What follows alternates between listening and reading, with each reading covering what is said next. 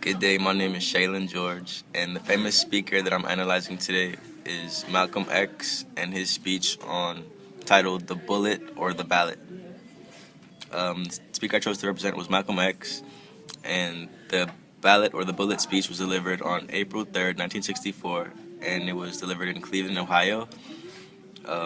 Malcolm X was a civil rights leader, one of the most influential figures during the civil rights movement. X was anti-oppression, anti-degradation, and he had suffered much and seen much oppression throughout his life.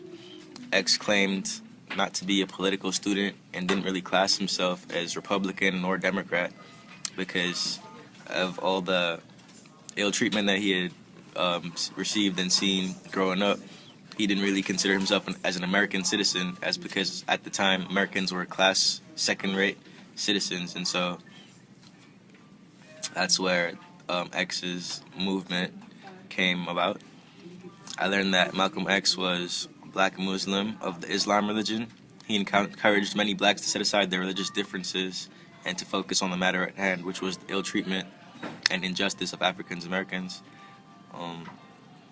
To solve the common issue, Malcolm X said that blacks were to leave their religion at home, and that would in turn bring them together as a tighter-knit public where they could set aside the differences and solve, the common problem of being ill-treated.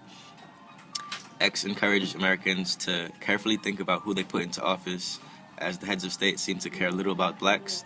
He said that the ballot was as strong as the bullet in the fight for equality. X supported self-defense, unlike the nonviolent Martin Luther King, and even urged blacks to take up arms in preparation, which was the bullet.